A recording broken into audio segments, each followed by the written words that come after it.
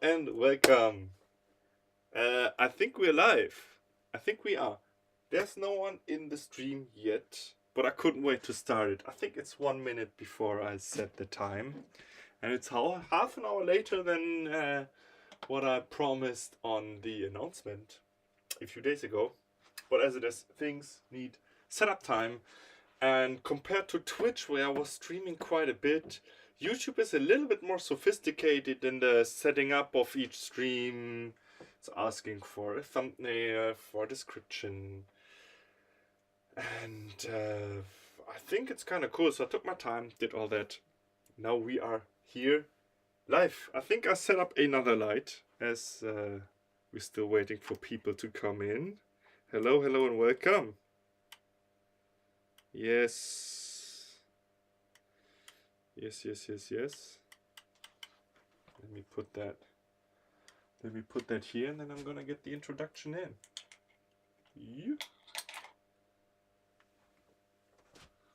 Haha, yes, it's been a while since we've been live, and I've been looking forward to it. I've been nervous a bit as well, but here we are back in the synth corner now.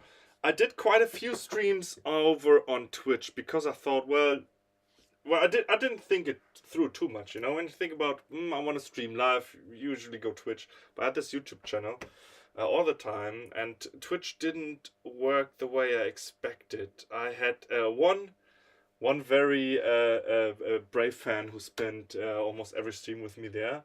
Shout out to Solarphonics. He's been there from the start.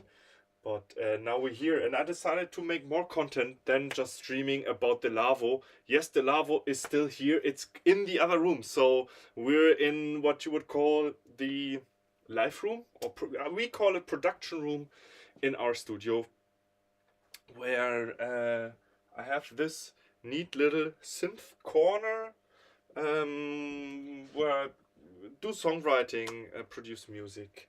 And it's become quite of an attraction to the studio itself. So people are in awe when they, not only when they see the Lavo, but also I get a lot of very nice comments about this corner. So yeah.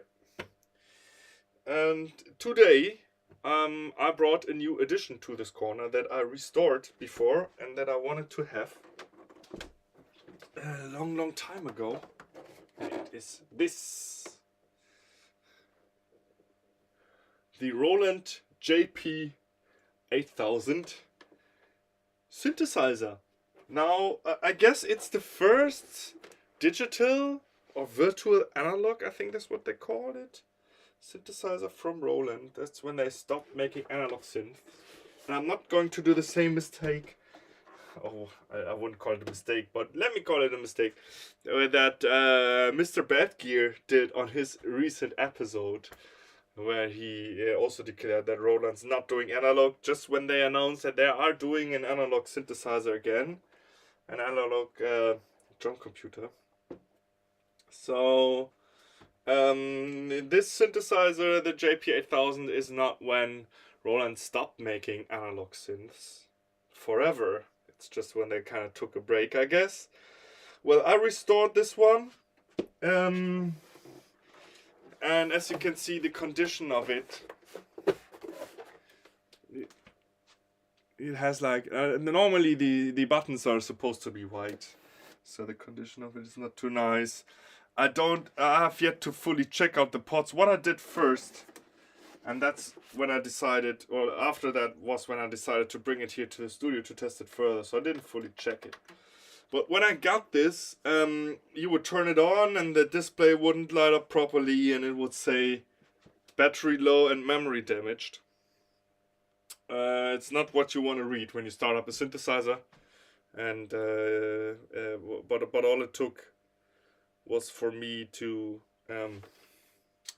change the battery, and then it lit up properly, and then I had to take like a factory reset to get the memory back. And now we are here, and I'm curious as to check it out more. And I have to be honest with you right from the start. I dreamed about owning this for quite a while because if you know the music that I put in my YouTube videos, I do produce techno house and also a bit of trance music, and this JP8000 is like a trance classic, so I was very excited to get it. And after I restored it, I checked it out with phones in my room at home, and I was quite disappointed about the sounds. I have a few theory about it. I guess it had to do with my phone summing it down to mono, because also when using the LFO on the panorama, the volume would just go up and down and not left and right. But maybe it doesn't sound too good. We're gonna find out. You're going to hear it as well in action. But before we go to action, we have to do some cabling, which is kind of a tradition with this synth corner. Everything is cabled, and I change the cabling all the time. Some parts of it are pretty messy, some of it are pretty organized. I try to use cable looms and tie it together there and string it and whatnot. That is nice in some parts, but in other parts it makes it hard to change stuff. Yes. Hello everyone in the comments. Yeah, the JP8000. You're going to see more of it once I have it in the corner. I'd like to honestly say that I love it, but as I said before, my first listening test, it sounded kind of crap, kind of cheap. Maybe that's the character of the synth. I don't know. Well, and then again, I had some sounds that were kind of awesome, like, and I guess that's what I got it for, this whole super saw thing. Yeah, we see about that. So I'm gonna uncable the Juno 106 that I have here, and there's actually a reason for that. The Juno has some issues, and I guess let me show you the issues that I have with the Juno before I uncable it. The Juno needs to be repaired as well. So not only do I restore and repair mixing desks,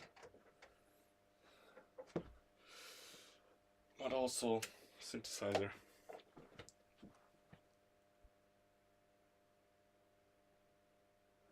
A lot of people turn ads. Oh, did you see ads for live? I thought the ads were just like when people watch it after. This is where I feel the ads are appropriate. Oh, I see. I have a dashboard. I can delay ads.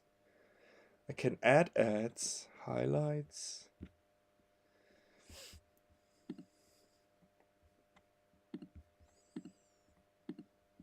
If I turn,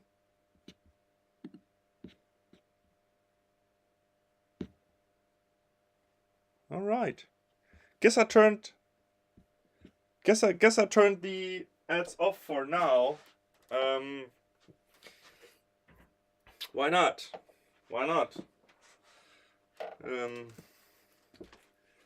So back to the Juno.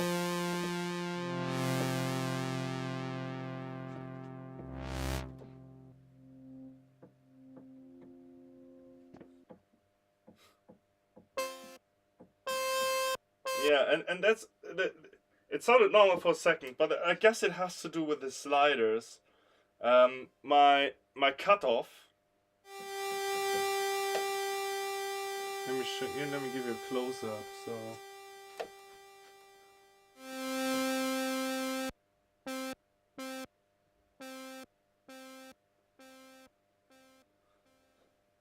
There's like, it's like a millimeter between completely closed and on.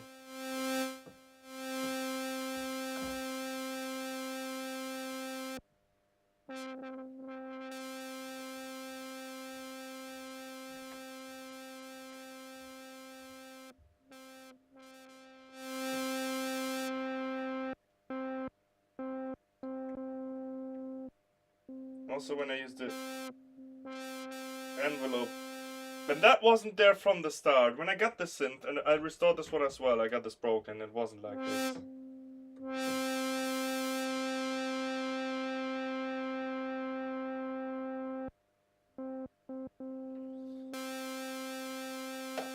So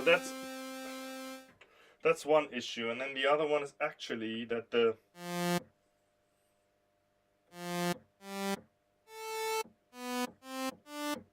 sub oscillator on one of the voices does not work.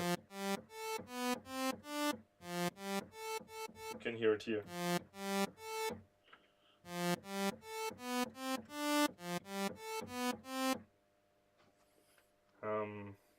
And then what the issue that I'm not having right now, but normally one of the two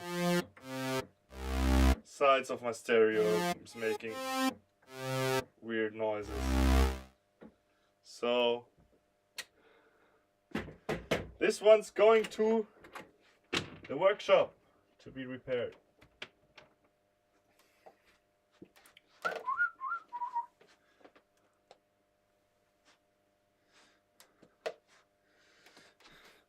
So it's perfect timing that I acquired the JP8000. I hope it fits perfectly in here where the Juno was, and I have to be a bit careful because the way that I put the monopoly on top is a bit sketchy.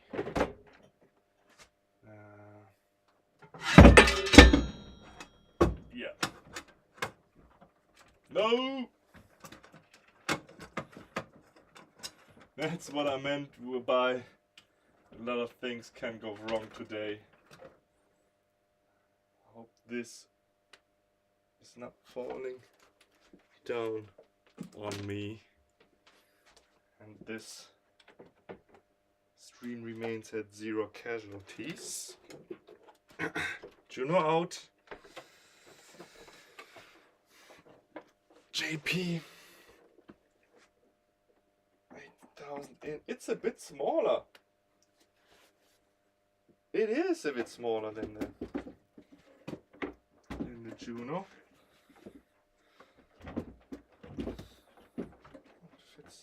Fits nicely. Fits very good. Let me try again to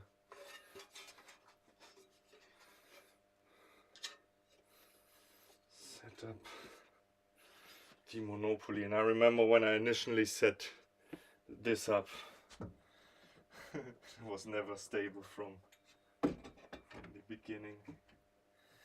Let me get something to, maybe even just my scarf, to put this on here.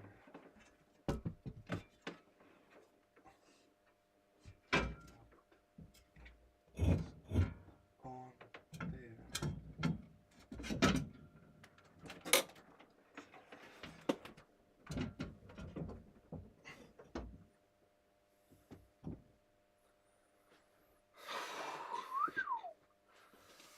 I guess.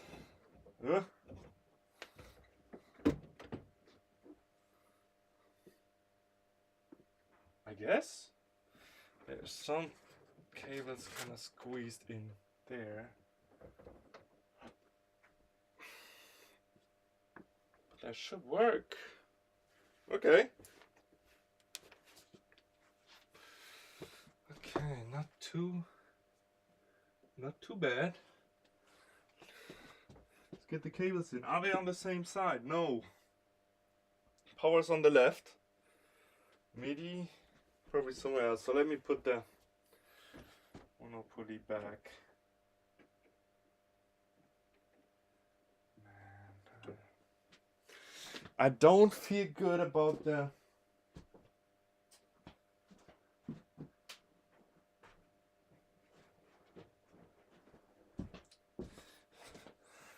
got a blanket out of my kick drum. I don't feel good about the build quality of the JP. There's knobs that are so wiggly.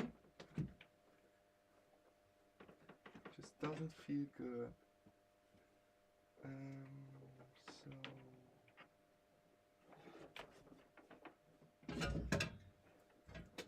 wash these cables. Oh, this doesn't work.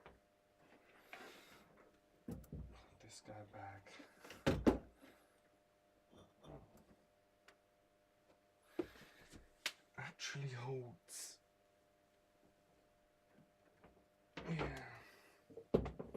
Yeah, that's what I meant. I have this one power cable here that is tight with cable ties. Plastic fantastic. True. That's the time, the 90s. It's fantastic.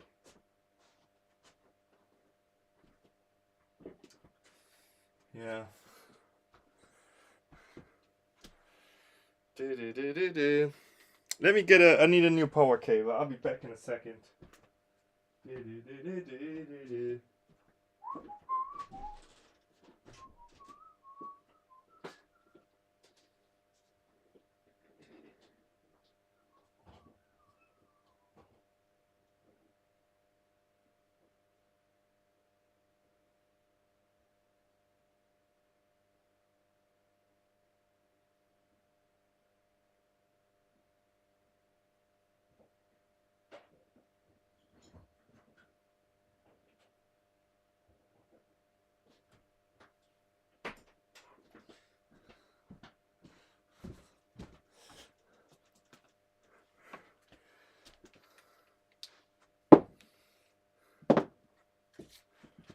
So I got this cord, which is actually like a lengthens the power cord.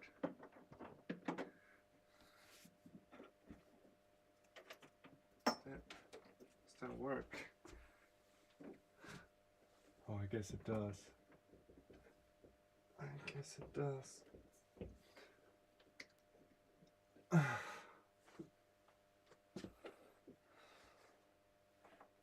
We should have power now. Yes! Yes, yes, yes, yes. It lives. It does not. Next up, let's put oh yeah, here they are. Audio connectors. And then because I used the phones and my phones were mono, it could actually be that my output is broken. I never really checked it. There's this one fault that I researched about this Synth that a few owners have, where one side does not have an output. So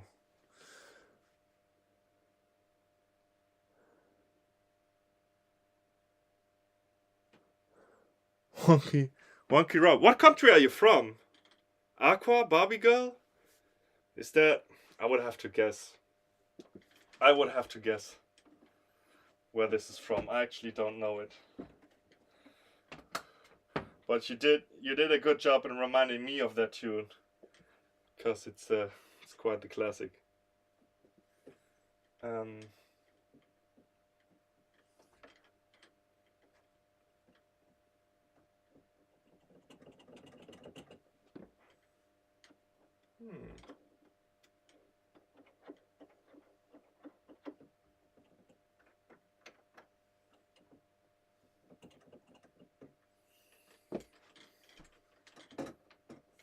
Are you hearing anything?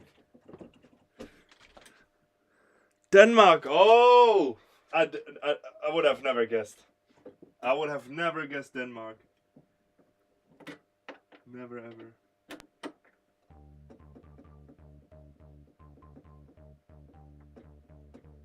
The phones works. What the hell?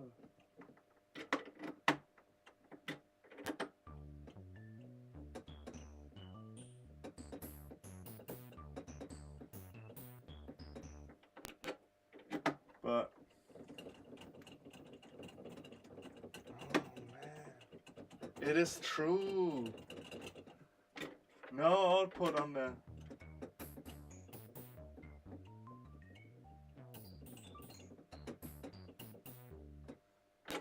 That's the phone's output. That's why you hear it on. I mean, I would guess you would have heard it on one side as well.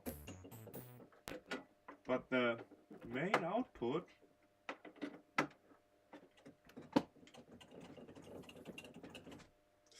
completely quiet.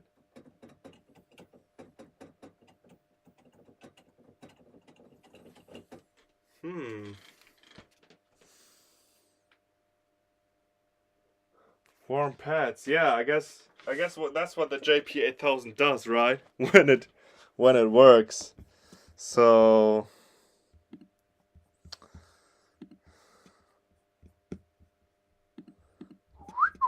here we are. God damn it.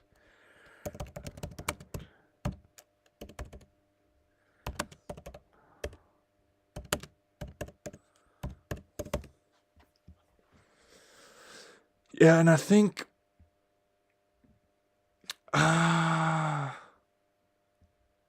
it's no mono. Problems with the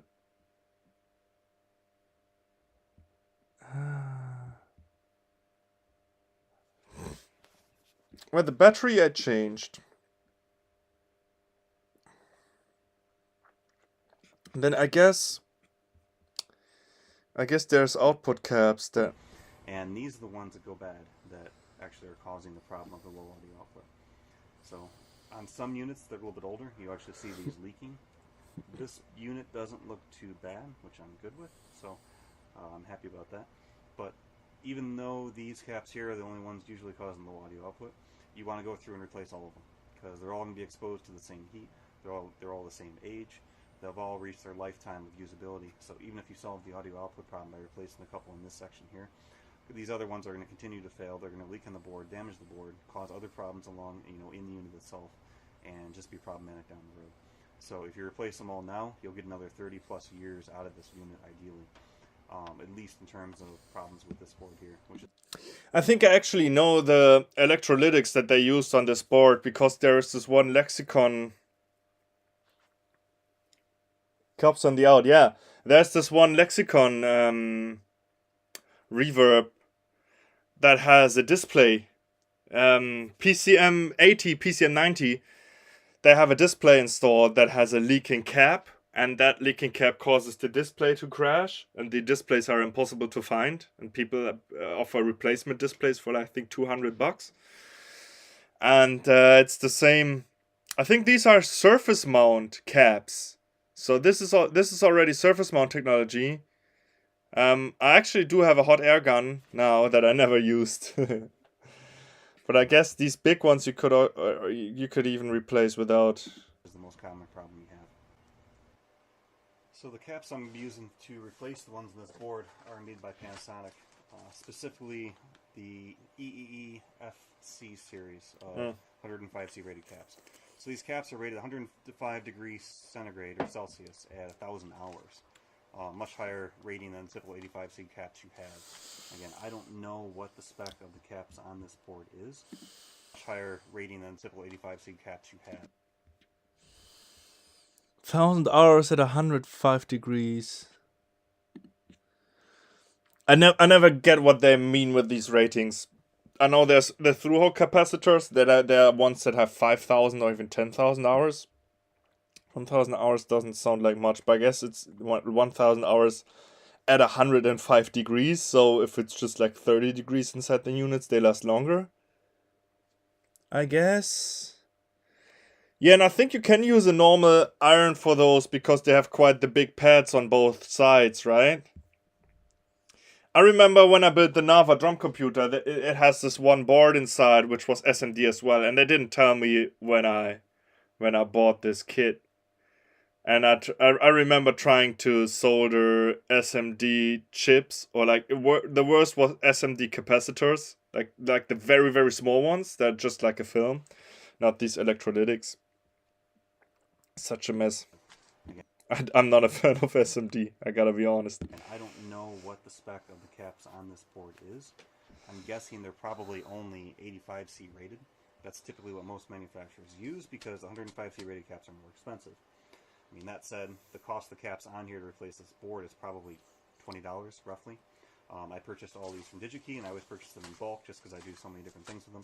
You get a price break on that, so it's probably only $10 realistically worth of caps for me to replace everything on here with these 105C rated caps.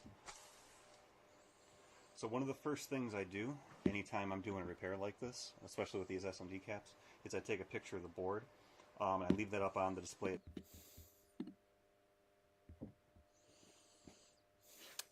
Yeah. Let's go in. Yeah. Hmm. And is he gonna replace all now?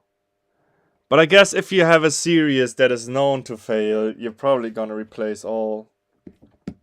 The battery already replaced. That was easy.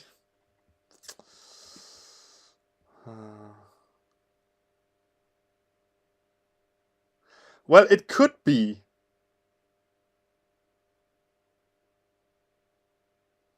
There's one more solution, and I don't know if I want to try that now.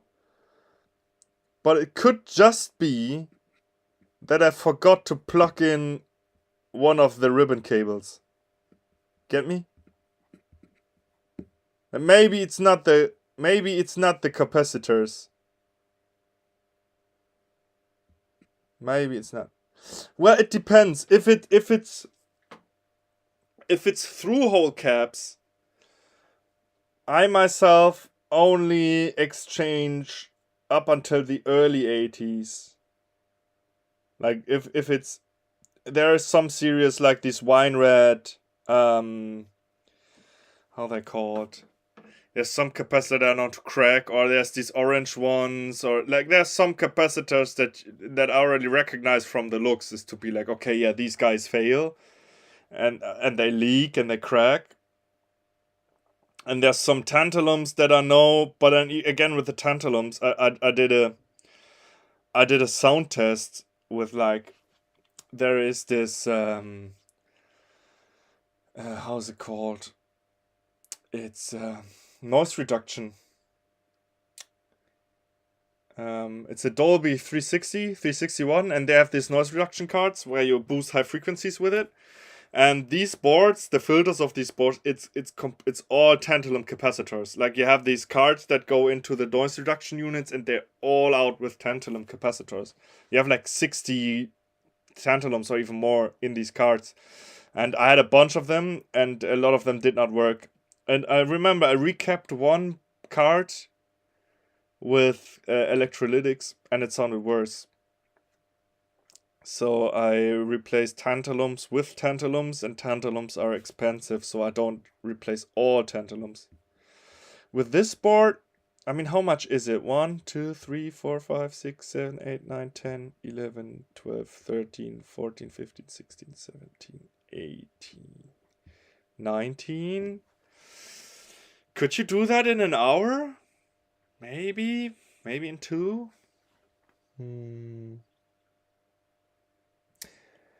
I think 90s is when they had the capacitor plug as well, right? Is that true? That mostly affected TVs and stuff? I guess so. Yeah, and then these, like I told you the story about this lexicon reverbs. I recognize these older surface mount caps.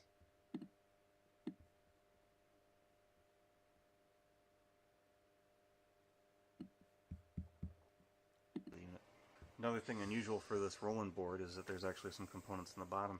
You typically don't see that on a lot of Roland gear. Specifically, just some.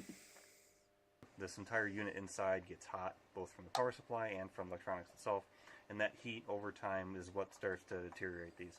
And they're not that high quality of a cap to begin with, which is the reason why they start to fail and contribute to your low audio output. So I'm going to pull this board out and we'll replace the electrolytics on this here. board as well. Alright, all the electrolytics on this board have been replaced. That was quick. Panasonic FC series, 105C rated. 3 values on there. There was 10 microfarads, some 47s, and a single 100. So really common values. And please don't get me started on 90s computers. Like, I have my Lavo console is full of 90s computers, and I'm praying that nothing fades there. But I know there's some capacitors that look dodgy. But maybe I don't know if I'm lazy or too lazy. this as well. I look at this and I'm like, man, even more caps to exchange. Secondly, power supply caps. We'll take a close look at the power supply in a second here, but again, the power supply on this is a linear supply. It's got big heat sinks on it. I mean, this entire frame is basically a heat sink. It typically doesn't get too hot, so these caps I typically find in the power supply are not a problem. Hey, what's up? Point in time. But to be extremely thorough and absolutely guaranteed to get another 30 years of life out of this, go ahead and replace the power supply caps too. You know, there's probably 5 or 6 of them in there. A couple larger values, but again, you can replace them with 105C rated caps, and you'll be good for a very, very long time. Let's take a look at the transformer for the voltage conversion. So here's the main transformer for the JP8000. Yeah, power supply. Yeah, power supply caps. Yeah. Yeah, you can. You can. But I've rarely come across a unit with a failed power supply cap. But then again, I remember I restored a mixing board. It was a Studer from the late 80s, I think. Like this MB16. I have it on my channel actually. And I remember after replacing the caps in the power supply, the humming would go down like a lot. Keyboard surgery, yeah. Early 90s, the caps are bad. Okay, that's good. The love was from the late 90s.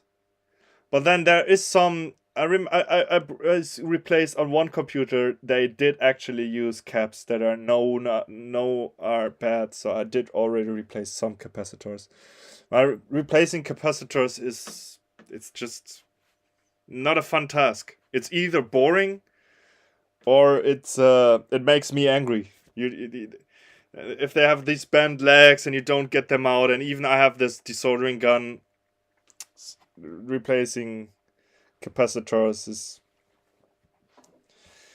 it's just not a rewarding task. Worst case or best case is the unit worked before and it will work after just the same. On this side you have your primary, this side you have your secondary. But I mean, in this case, if you do solve your problems, if you do solve a problem with it, that's best case. So these two are coming from your main voltage in on the back here, through the IEC power connector, common mode choke, a couple capacitors as well, just for filtering some noise in your power switch. So the primary has multiple. Did he? So Q1 and Q4 are basically, grounding the output of R40 and R34 of those audio pathways through the left and right jacks out the back. To test that theory to see if what it is, I traced the schematic over. Oh, he did not solve it with changing the capacitors. Wait a second. He did not. And the muting circuit comes in on CN1 on pin 2. And that's what turns those transistors on, which is this connector right here. So what I'm going to do is I'm going to pull this connector out, lift pin 2 basically on this ribbon cable and plug it back in. And then we'll test and see if we actually have audio through our left and right outputs. Okay, muting circuit is lifted. I've just got that pin lifted right there. So we will turn it on. We had an audio thump, which is a good sign because that indicates the muting circuit doesn't exist and it's there. And we have audio.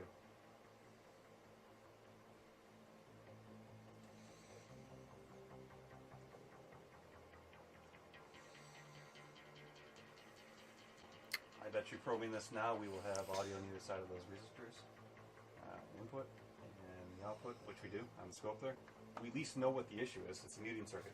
For some reason, the muting circuit is not unmuting the trend. Yeah. Muting. All the times that I replace the muting circuit or bypass it, there's muting circuits that make unit noisy, whatnot. Interesting. So it's not the caps.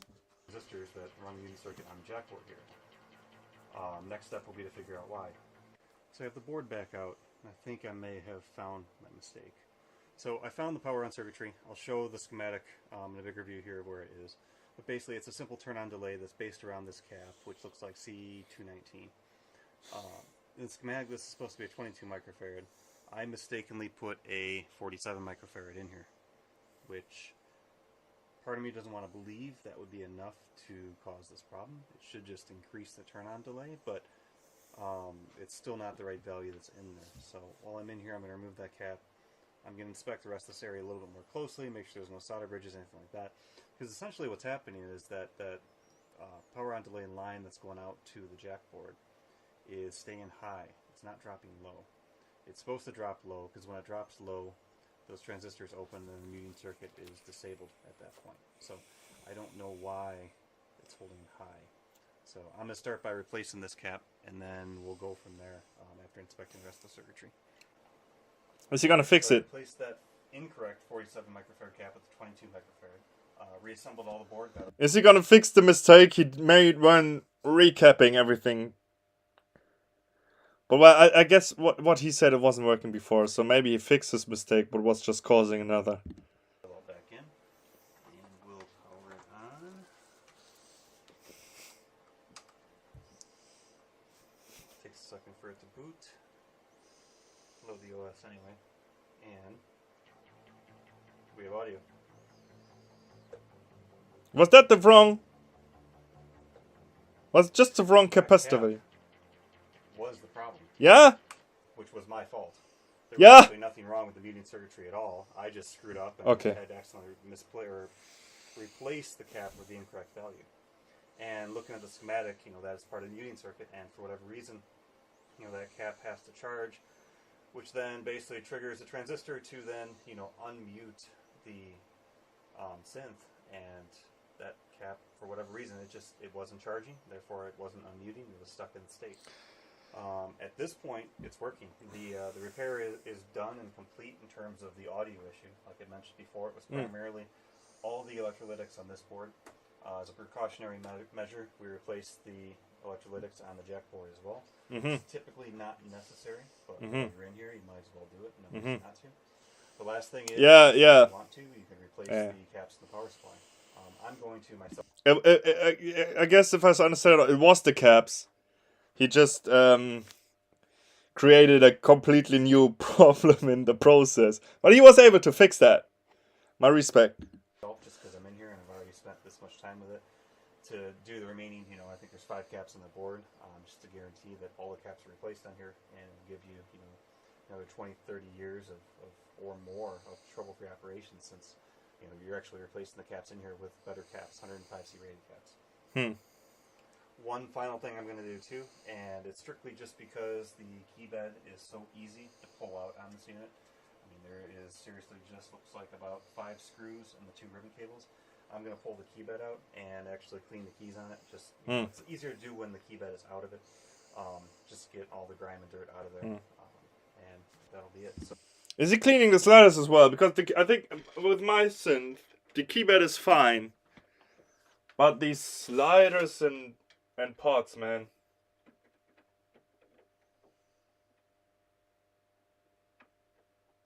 And they feel so bad. I think it's the worst knobs I ever had in my hands. I may or may not film some of this, depends how long this video is running. I've pulled key beds out in many other videos, there's really nothing. So E here, for whatever reason, is not turning up all the way, which is odd. I'm going to pull this key out. There's grease under there that lubricates it. The key bed on this is a little bit different. Oh, remember the Roland synth where they had like... I got one in for repair and I didn't do it. I told the guy to send it over to Roland, where they had this red glue issue. Damn. From the key beds too. It doesn't have typical Roland springs. There's actually a little spring right underneath here. And to remove the key, you actually have to pry it apart at the back here, and it will slide up forward. So it's slightly different than most of the older Roland synths in terms of the way that they're constructed. Nice. So key came out just fine. That greasy JD8000. Oh, a beautiful synth. My friend in the other room here in the studio, he has a JD8000 that he bought. Like, he bought a JD8000 in Switzerland, mint condition. Had a friend for him pack it and send it over, and his friend just put it in a soft bag and sent it over, and it arrived completely in parts. Beautiful synth. Reinsert the key. With the dried lithium grease. Oh.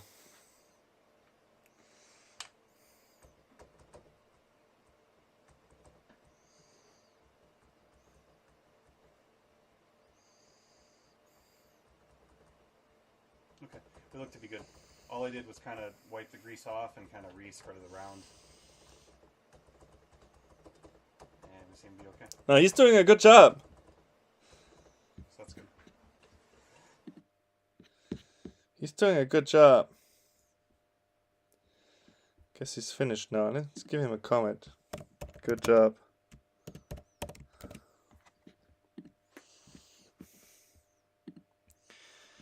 Brad THX. Now, oh, he does all kinds of.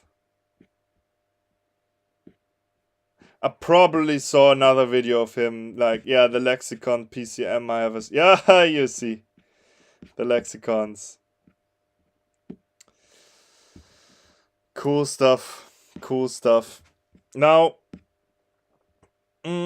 if I remember correctly, low or no output. The thing that is a little suspicious with my JP8000 is that I have literally no sound on anything. So that could be the muting circuit as well.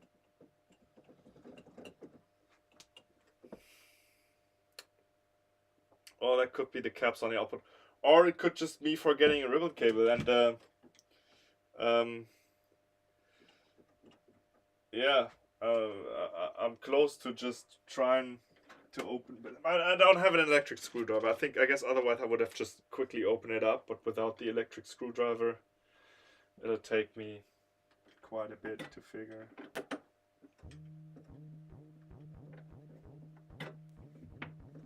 Until then, I have it in mono because before I get it.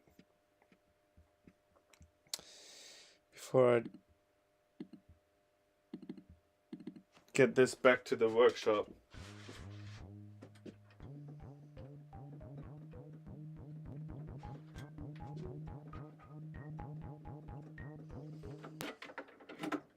Yeah. I want to test out the other functions and sliders. So 1, 2, 3, 4.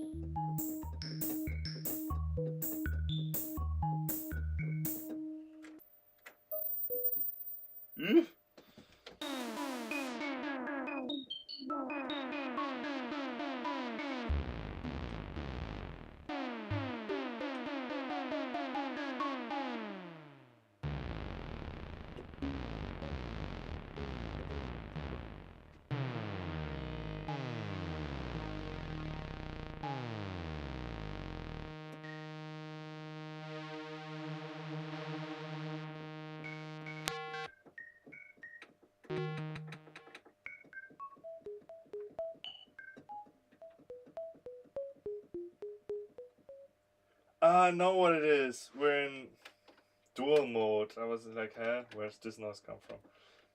Let's go single mode. Yes, so we can test the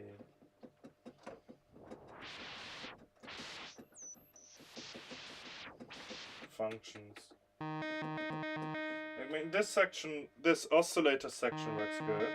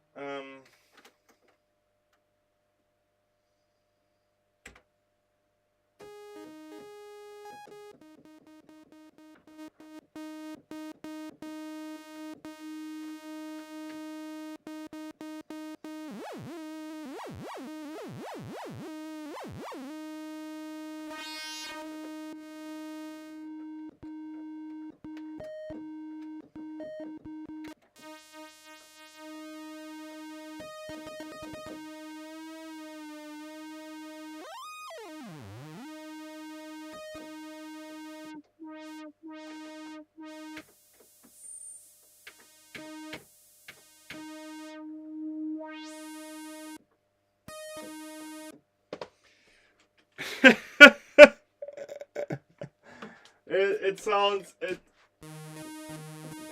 some of it sounds so cheap. I mean, it's definitely not analog. We get that. Yeah, I mean.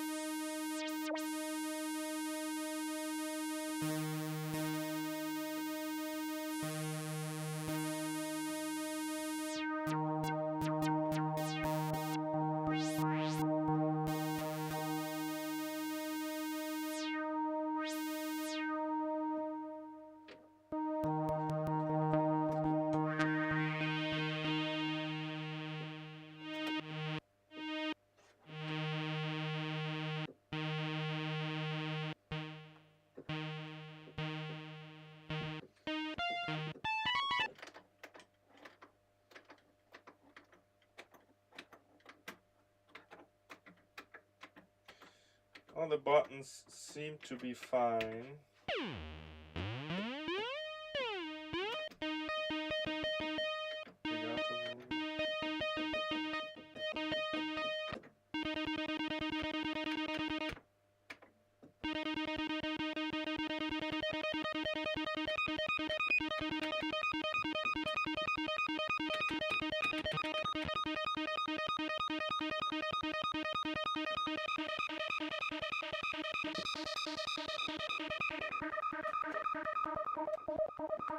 Volume is a bit soft.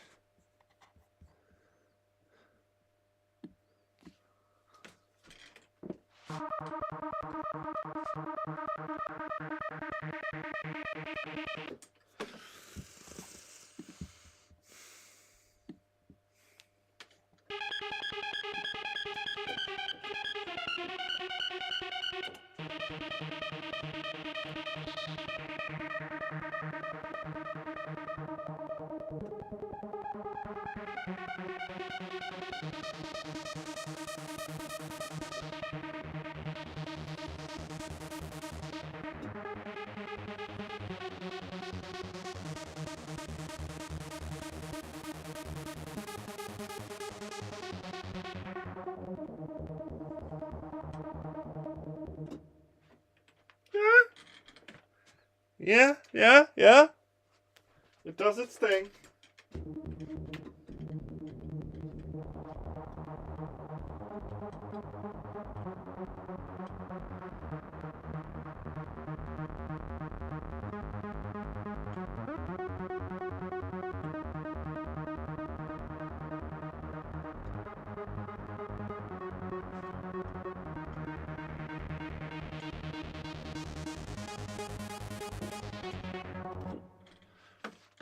Just don't get why it's so low in volume.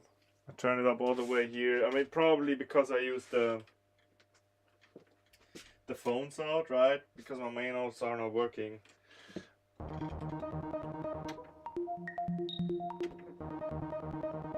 Think I'll do a split.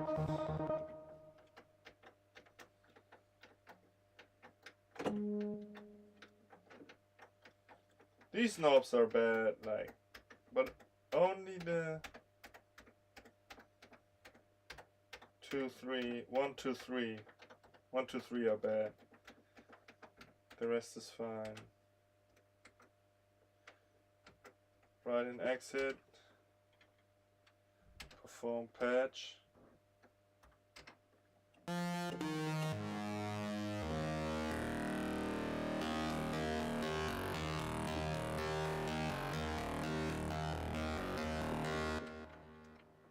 And then the bank value, bank up and down, they're bad as well.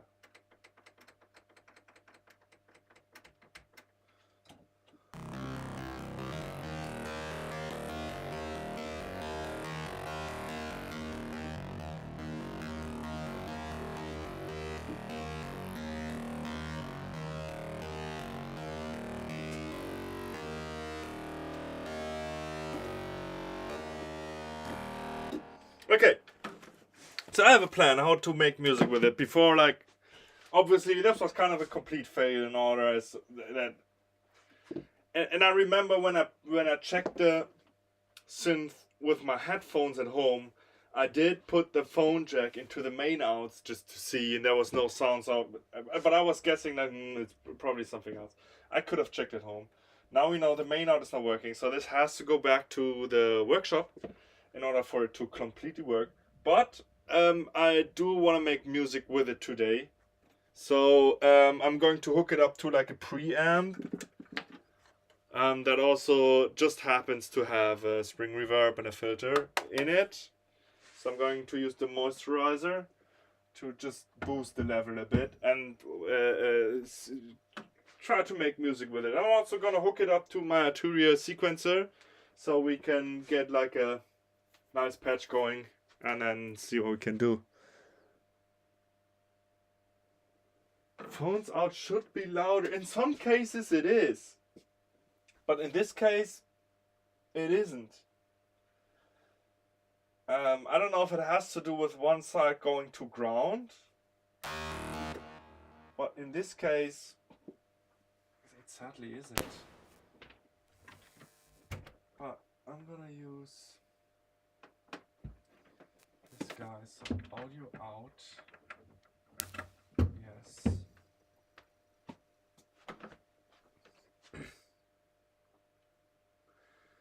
Then I need this for phones to go into here, audio in. Then we put power to it. Very short. What do we have? Do we? No, yes, no. Yes.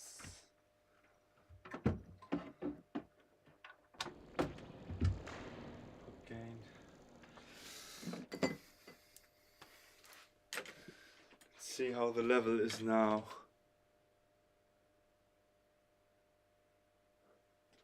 Hi and welcome to the streams. No, they are not running through the Lavo. The Lavo is in the other room. These synthesizers, they go more or less directly into my interface. I do have like a 16 channel preamp box that I think I showed on my channel as well. That is going into an RME for now. I would love these to run through the Lavo, but the way that the studio is organized here with the production setup in one room and the main control room in the other, it's not functional. Maybe, I mean, I'm sometimes I'm in the process of getting like a second Lavo, and sometimes I play with this idea of maybe having like a small Lavo in this production room as well. But that's all future. So.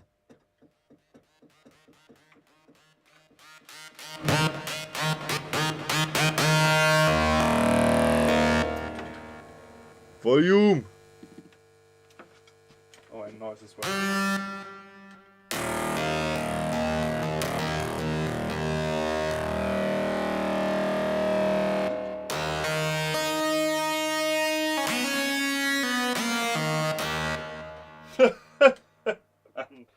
I'm not the guy to shred solos, but I'm happy that we do have sound coming from the synth. At least for now, to check it out. What do we have here? Proper trance. What is it? 140? 150, I guess. If it was to be modern. Bank 8.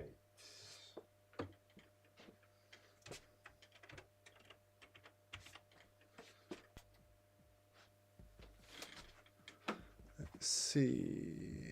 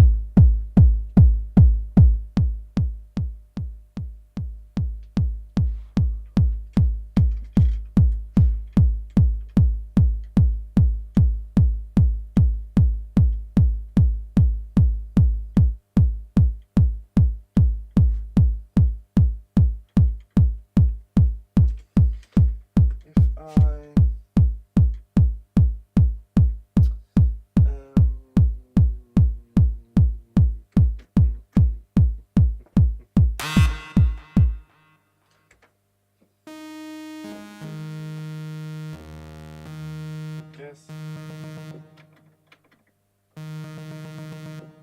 Is that? No, it can't be. So in order for the arpeggiator of the JP8000 to be in time, I need the MIDI cable connected to it. So that should be this guy connected to MIDI in.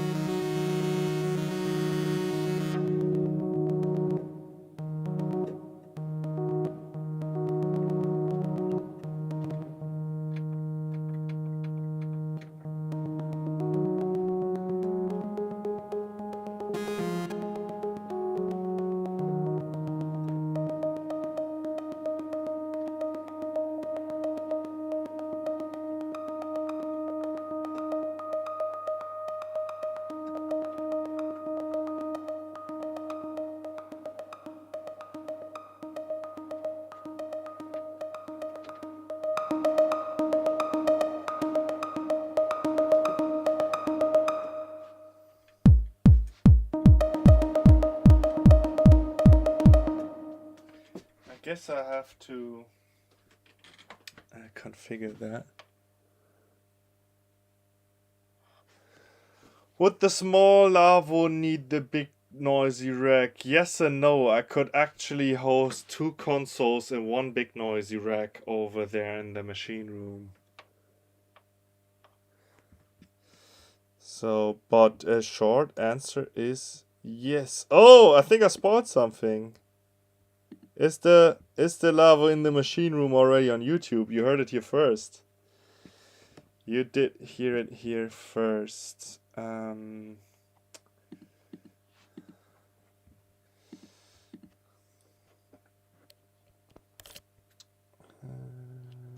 Roland JP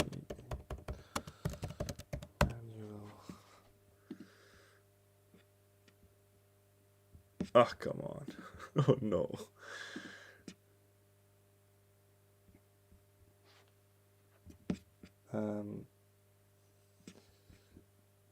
This. Oh, it is the JP8000.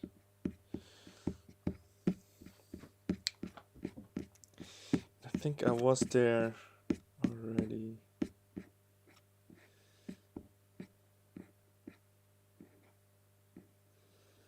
I think arpeggios when chords are played. Arpeggiator. Arpode, yes. Following notes. Patterns with one finger. I tried to set that up. It's not too complex. Performances.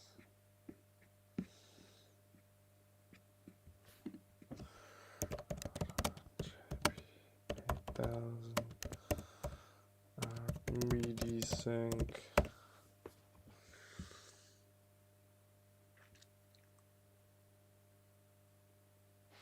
Until MIDI sync to turn it on.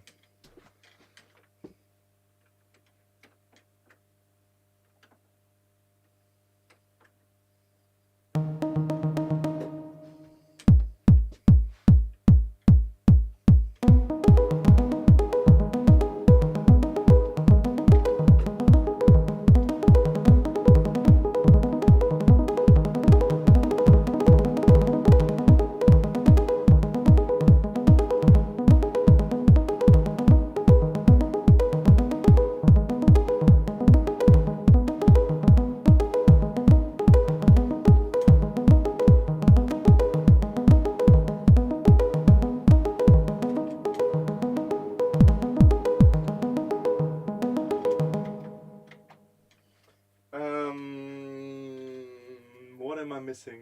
This is not the MIDI sync that I wanted. I get what I'm missing is this has to be in, this has to be through.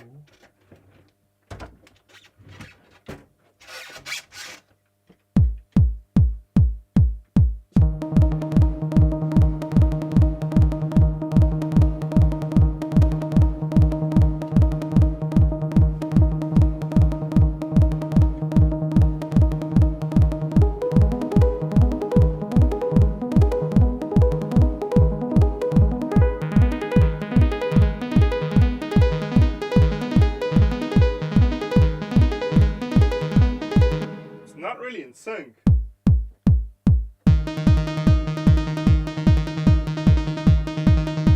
No, it is.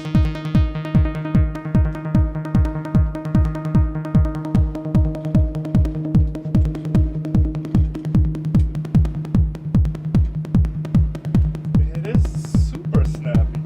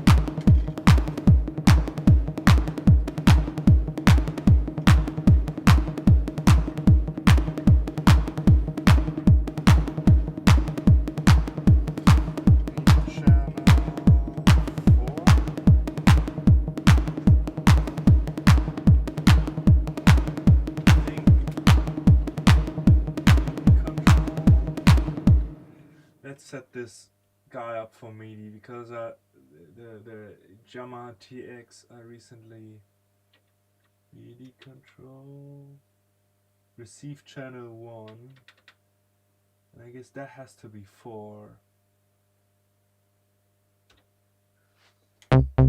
Ah.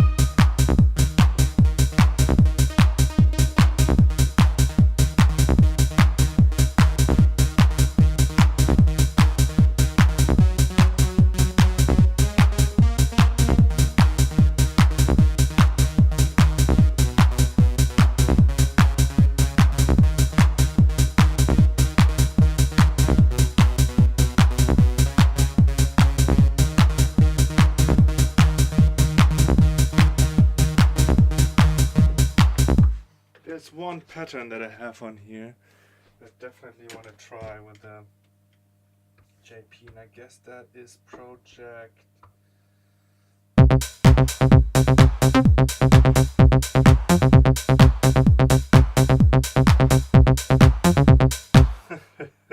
No. Yeah.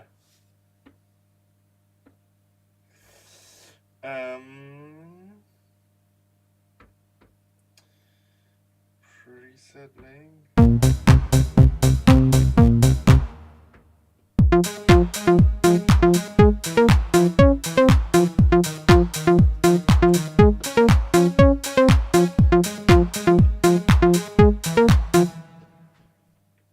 I have a feeling that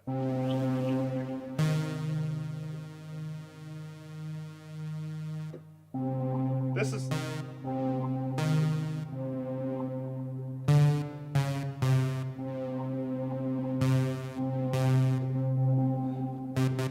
why is this down 3 semitones? Ow! Is there like a master? But I mean a reset.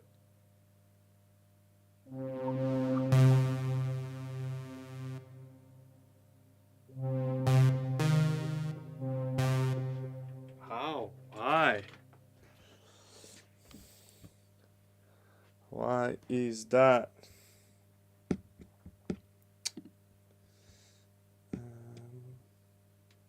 Oh! Sorry, I left you on the browser. Damn.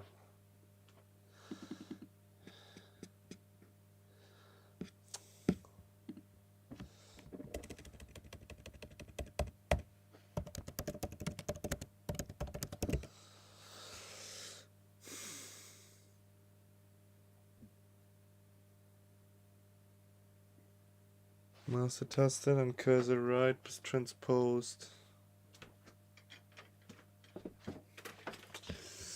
Now.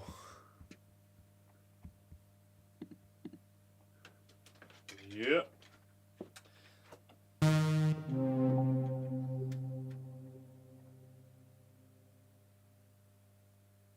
Individual trigger, PF MIDI, setup.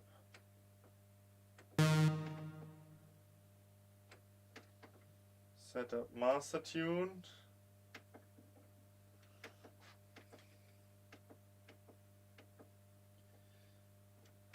No. There's keyword shift in octave.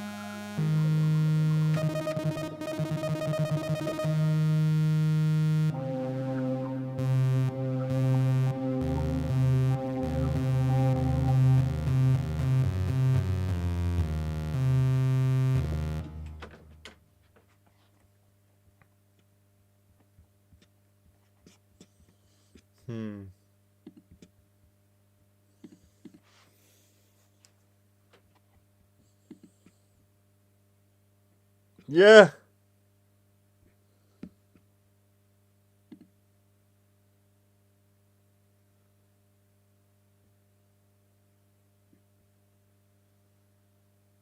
Pitch bend.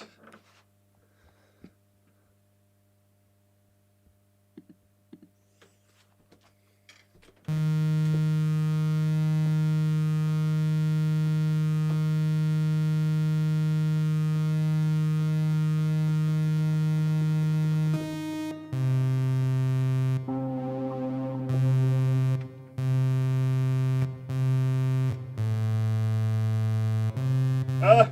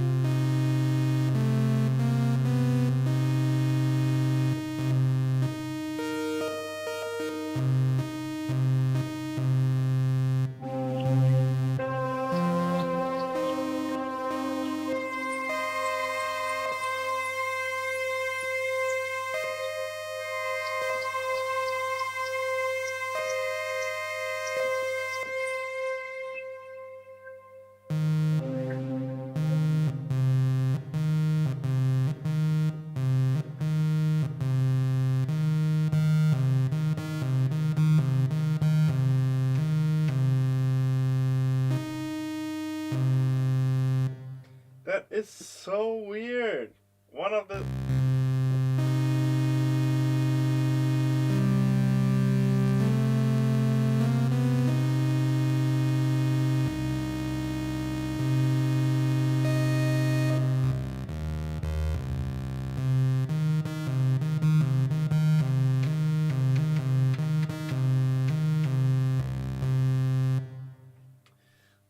sides is transposed.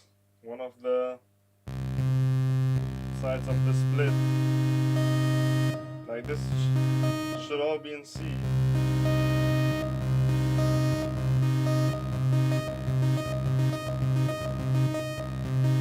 Is that with the performance? Is that with everything?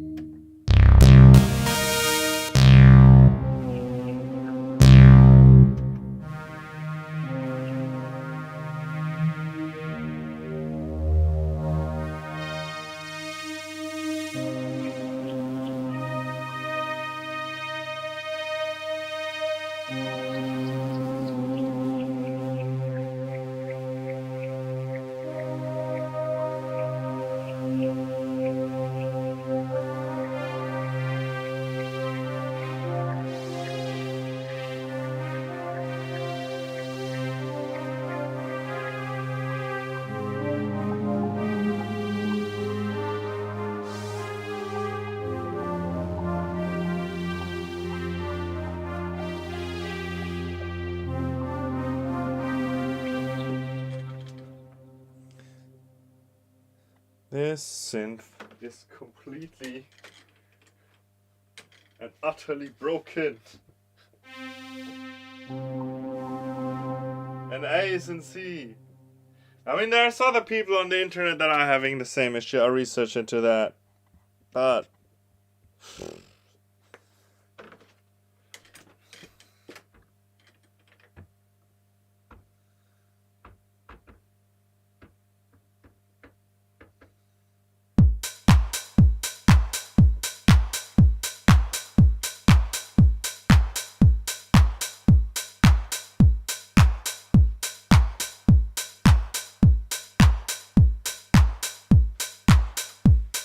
this guy again.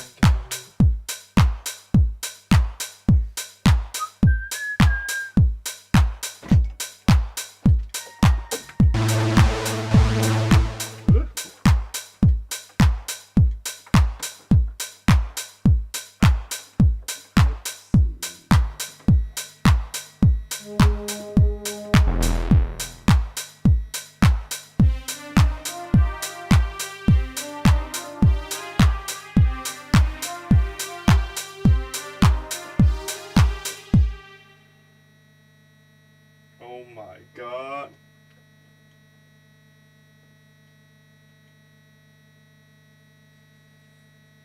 That is one noisy MIDI connection.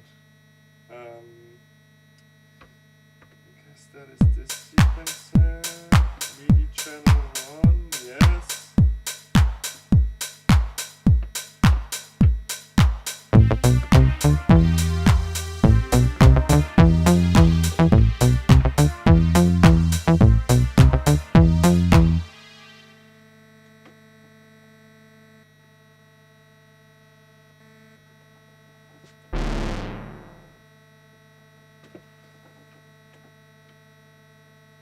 Ah! Stop it! God damn it.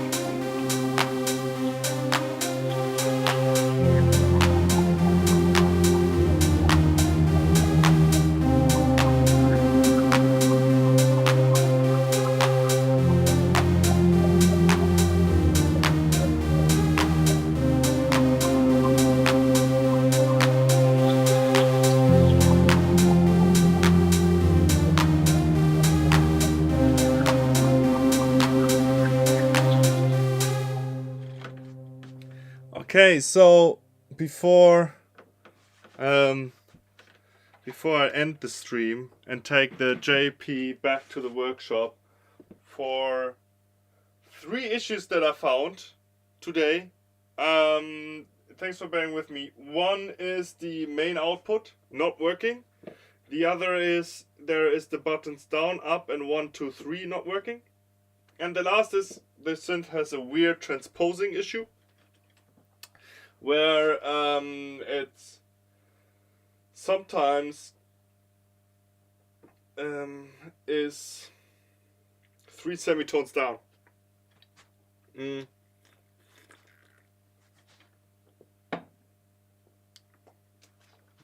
weirdest issue of them all. I don't know if that is down to firmware, if I have to do like a firmware update or reset. Maybe something got corrupted in there. I did find other issues.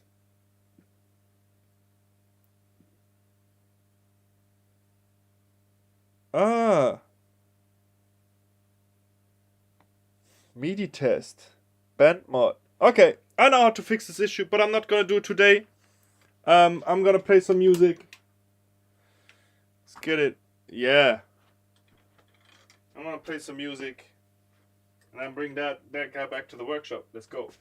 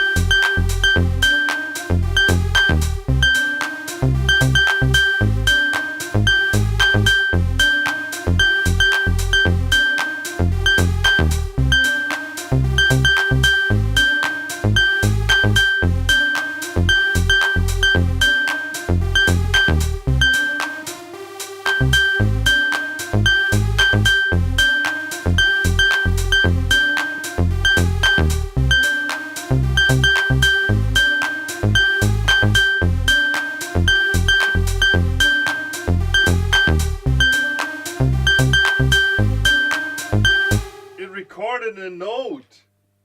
What the hell? Where's this coming from?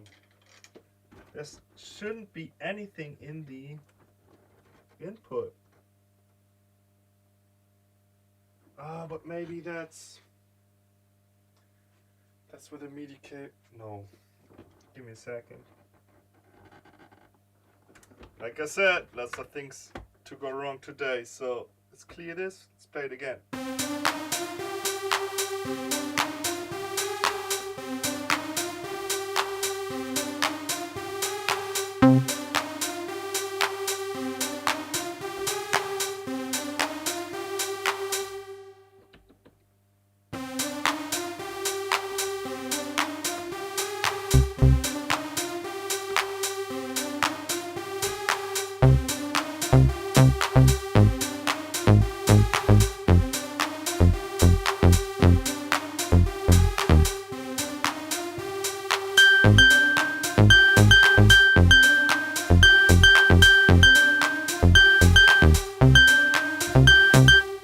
Come on.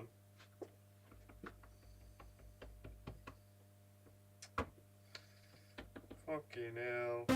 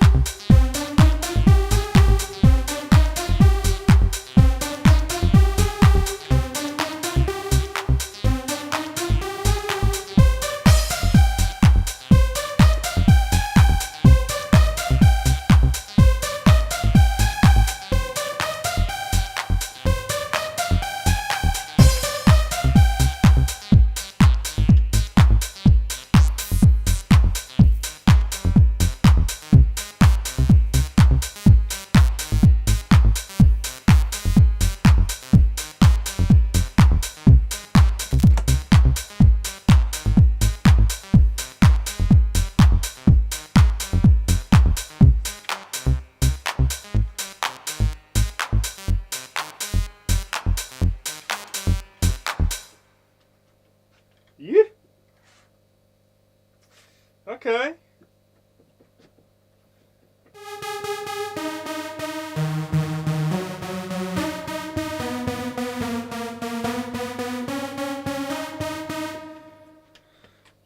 Okay. I don't think it's bad. When I first.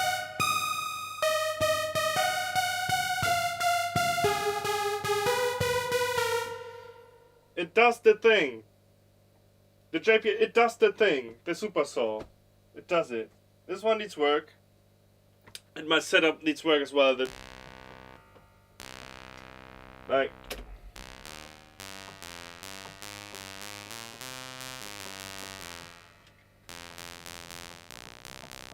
Like, this is weird. Sorry, this shouldn't sound like this. Aha!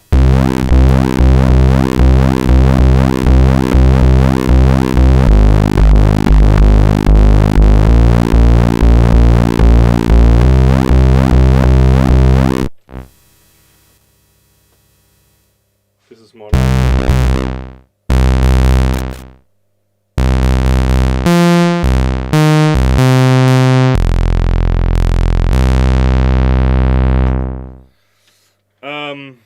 Anyways, thank you all for being here. Thanks for the comments. That's it from the Synth Corner. Lots of stuff to take to the workshop. I'll be back live with a lava stream very soon. I haven't had one schedule, but this was just like to get back into it, and I know why I was a bit nervous before. It takes some for me to figure this out again, like playing live. I did a lot of production where I did not use the DAW setup, but I want to get back into it. So thank you all for your patience when things went not too smooth today, but I'm looking forward to do more synth related stuff. I have more coming. Also, like I said, Lavo, I want to mix a few songs, so we'll be back on that console as well, and I'll do some sessions live there. And then there's a new format that I would love to introduce, which is Workshop Wednesdays, where I am in the workshop taking apart devices and streaming that live for questions, just for hanging out and not be there alone. Looking forward to do all of that. Until then, take care. Have a good one. Ciao, ciao.